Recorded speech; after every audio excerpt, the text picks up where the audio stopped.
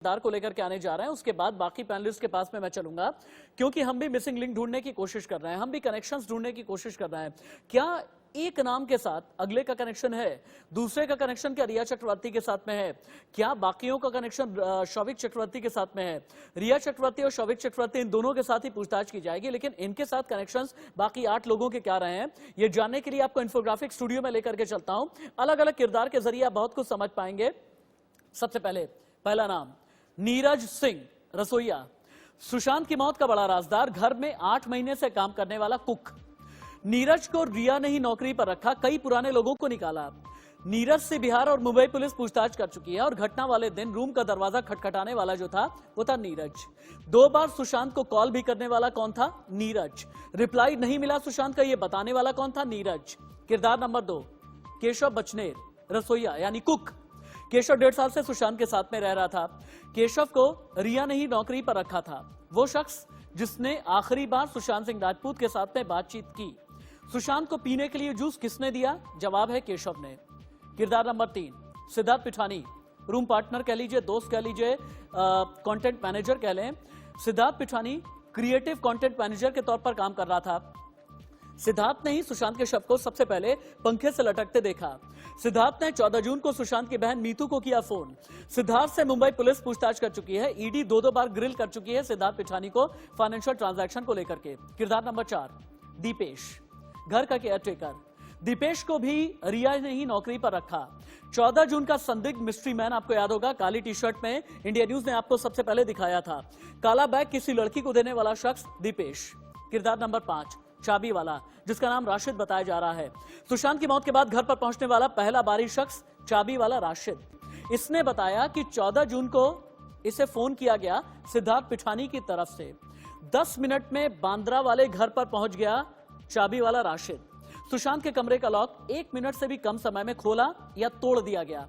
सिद्धार्थ ने पैसे देकर के कहा नहीं जाओ। राशिद ने अंदर झांकने की कोशिश की। सिद्धार्थ ने कहा कि नहीं, अंदर नहीं झांक सकते, तुम जा सकते हो।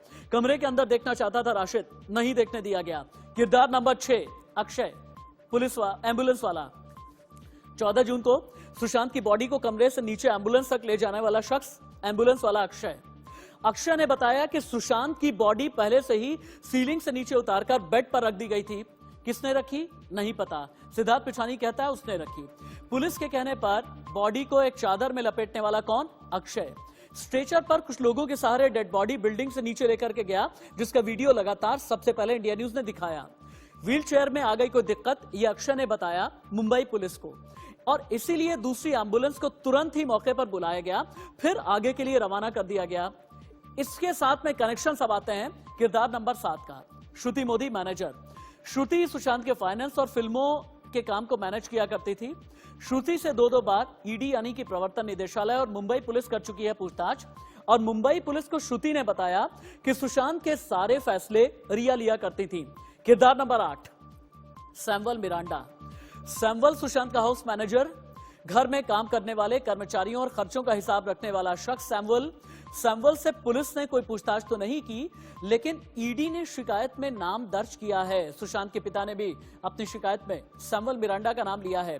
और यही समझने के लिए हम विष्णु शर्मा के पास में चलते हैं। विष्णु जी, रिया चक्रवर्ती, शौविक चक्रवर्ती के साथ जो भी कनेक्शंस हैं इनकी हम बात कर रहे हैं। 8 किरदारों को हमने टीवी स्क्रीन पर रख दिया है।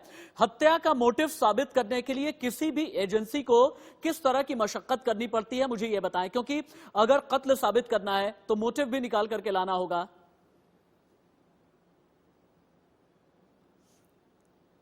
देखिए राशिद जी, इसमें सबसे पहले जो पोस्टमार्टम रिपोर्ट है, उस पोस्टमार्टम रिपोर्ट के अंदर और विसरा रिपोर्ट के अंदर जो वीडियो रिकॉर्डिंग हुई है, सीबीआई किसी कंक्लूजन पे पहुंचेगी तो इनके स्टेटमेंट के आधार पे पहुंचेगी, और साथ में उसको फॉरेंसिक के प्रूफ चाहिए।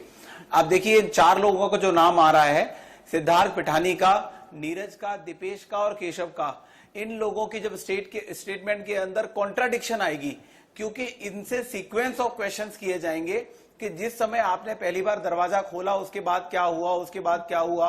जब इन लोगों के कॉन्ट्राडिक्शन आएंगे उसको फिर ये प्रॉपरली फॉरेंसिक के साथ करेंगे। जब तक फॉरेंसिक के साथ इंटरकनेक्ट नहीं करेंगे तब तक मर्डर साबित करना बहुत मुश्किल होगा, क्योंकि ये सर्कमस्टेंशियल एविडेंस के ऊपर आधारित केस है।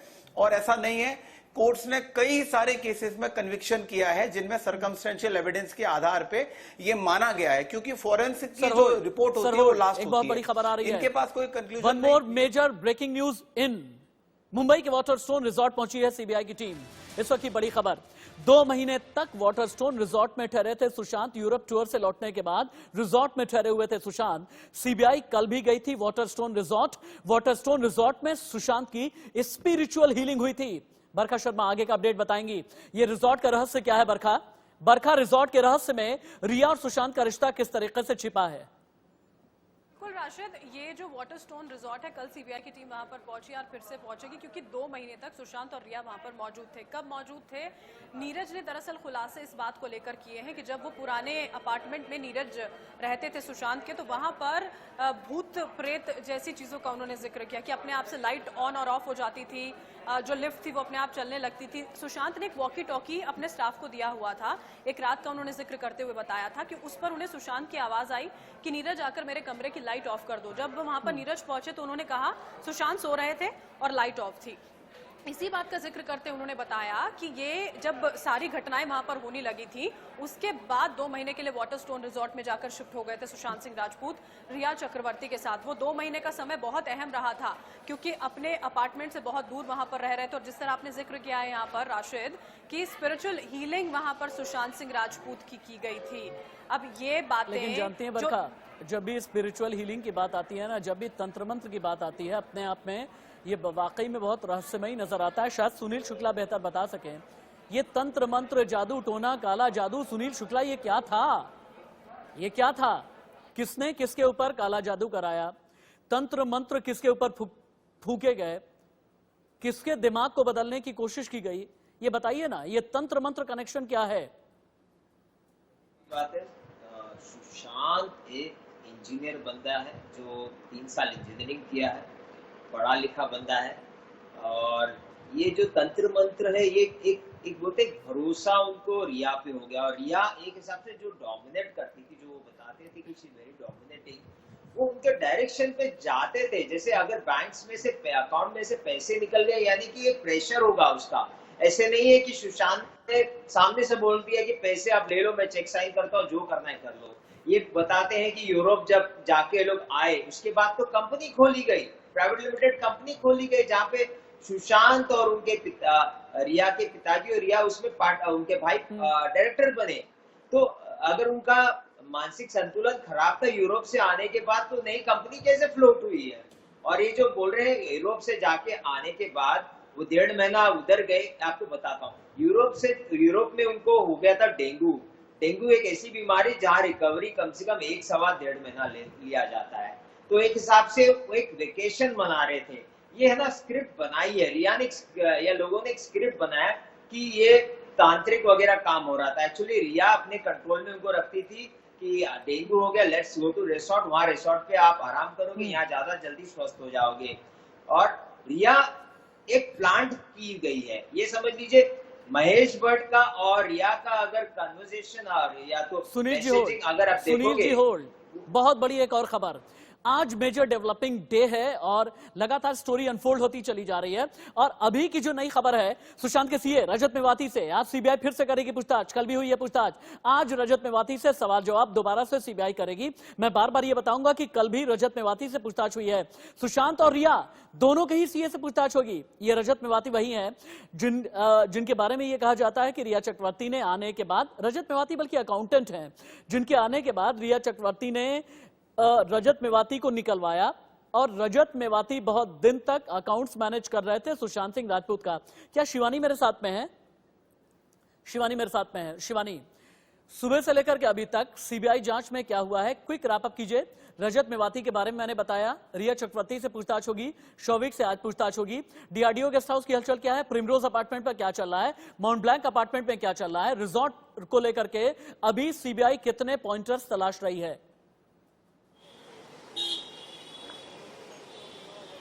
बिल्कुल, अगर अभी बात की जाए तो रिसोर्ट पर फिलहाल सीबीआई की एक टीम पहुंच चुकी है, जहां पर उन्हें कल जाने के बाद निराशा व खाली हाथ लौटना पड़ा था, क्योंकि संडे का दिन था तो रिसोर्ट बंद था।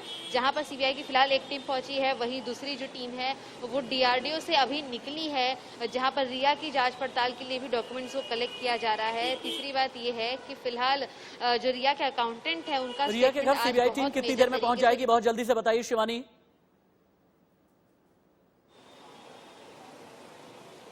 अगर आयास लगाया जाए तो रिया के घर पर आधे घंटे में सीबीआई की टीम पहुंचनी चाहिए। अगर सीबीआई की जो टीम है वो रिया ओके, के ठीक घर है। के लिए रिया के घर निकली आधे है तो, घंटे में। बरखा, बहुत जल्दी ये क्योंकि बताइए, फिलहाल पिछले उसके 15 अंदर दिन में सिर्फ एक ही रिया ऑफिसर चक्रवर्ती थे, तो किन ये किन से कहना मिली हैं, किन किन से बात की है, आपके पास इन्वेस्टिगेशन स्टोरी क्या है? राशिद पिछले कुछ वक्त से अपने परिवार वालों के बीच में मौजूद रही हैं, लेकिन इस बीच जिनसे बातचीत उन्होंने की थी वो अपने आप में सवालों के घेरे में जरूर आ जाता है कि जैसे ही जांच यहां पर शुरू हुई थी तो मुंबई पुलिस के जो डीसीपी रहे उनसे वो बातचीत करती नजर आई। मुंबई पुलिस ने कहा कि हमें तो उन्हें पूछताछ के लिए बुलाना था, किस थाने में बुलाना है इसके लिए हम बातचीत यहां पर कर रहे थे। उसके अलावा ईडी से उनकी पूछताछ लगातार जारी है और अभी बड़ी खबर शायद ये भी आ रही है कि जो समन है राशिद वो उनके पिता और रिया चक्रवर्ती को सीबीआई की ओर से जारी कर दिया गया है। ये बड़ी खबर भी निकलकर अभी कुछ ही देर में हमारे पास बरका शर्मा ने ये एक बड़ी खबर से। दे दी है। बरका शर्मा ने एक बड़ी खबर ब्रेक की है, रिया चक्रवर्ती के पिता को भी सीबीआई ने समन जारी किया है। अभी की एक और बड़ी खबर है, इसको पूरी स्क्रीन पर फ्लैश कीजिए। मुझे अभी उमेश शंकर जी के पास में जाना है, फॉर्मर डीआईजी हैं। उमेश शंकर जी, मुझे ये बताएं, पिछले 4 दिन में जितनी भी जांच हुई है अब कुछ भी ब्लैंक नहीं है। डीआरडीओ गेस्ट हाउस पर जो जांच चली है, क्राइम सीन को रिक्रिएट किया गया है, नीरज, सिद्धार्थ पिठानी, दीपेश के साथ में पूछताछ हो रही है, रिया चक्रवर्ती से आज पूछताछ की जाएगी, रिजॉर्ट के रहस्य को तलाशा जा रहा है। अभी तक जितने भी एलिमेंट पब्लिक डोमेन में सामने आए हैं ये किस ओर इशारा कर रहे हैं, आपको क्या लगता है? जब से सीबीआई ने इस केस की विवेचना अपने हाथ में ली है, सीबीआई के सामने सबसे बड़ा प्रश्न यह है, यह देखना कि हत्या है या आत्महत्या। हत्या या आत्महत्या दोनों में जो भी साबित होता है, अभी तक की पूरी जांच पड़ताल से जो सीबीआई पिछले 4 दिनों से कर रही है, बिहार पुलिस ने किया, मुंबई पुलिस ने किया, एज पुलिस अफसर मैं ये कह सकता हूं कि इस आत्महत्या या हत्या के पीछे कहीं ना कहीं रिया चक्रवर्ती, उसका भाई नीरज सिंह और सिद्धार्थ पिठानी, अगर उसने आत्महत्या की है तब भी कहीं ना कहीं उसके कारण में ये लोग छुपे हुए हैं, और अगर उसने हत्या की है तो भी उसके कारण में ये छुपे हुए हैं। अब सीबीआई पूरी तत्परता से काम कर रही है। फॉरेंसिक साइंस की टीम उनके पोस्टमार्टम रिपोर्ट को, क्योंकि अब डेड बॉडी तो है नहीं, तो डेड बॉडी नहीं है तो उनका बेस होगा पोस्टमार्टम रिपोर्ट, और जो इंक्वेस्ट रिपोर्ट मुंबई पुलिस द्वारा तैयार की गई है, ये 2 चीजें बेस में सीबीआई के लिए। और एम्स की एक स्पेशलाइज्ड टीम इस बात को देख रही है कि पोस्टमार्टम रिपोर्ट में क्या कोई कमी है, क्या कोई खामियां रह गई हैं। एक काम कर लेते हैं अगर रह ना, गई एक काम कर लेते हैं, उमेश शंकर जी आपके सहारे और विष्णु जी आपके सहारे, मैं 2 चीजें अपने इन्वेस्टिगेशन स्टूडियो एक बार फिर से मैं जाता हूं, इन्वेस्टिगेट करता हूं कि सीबीआई के हाथ कौन कौन से सबूत लगे हैं और ऑटोप्सी रिपोर्ट में क्या है, और उसके बाद मैं ये समझूंगा कि क्या वाकई में पोस्टमार्टम रिपोर्ट, ऑटोप्सी रिपोर्ट में किसी भी तरह का गड़बड़ झाला है। अगर ऑटोप्सी रिपोर्ट में गड़बड़ झाला किया गया तो फिर क्या लगता है कि मैनिपुलेशन किसकी तरफ से की गई होगी। मैं ये चाहूंगा विष्णु जी आप भी और उमेश जी आप भी जरा सा एक अपने डिटेक्टिव एक्यूमेन से जो भी मैं स्टोरी दिखाने जा रहा हूं उसे आप देखें और समझें, फिर उसके बाद वापस आप दोनों के पास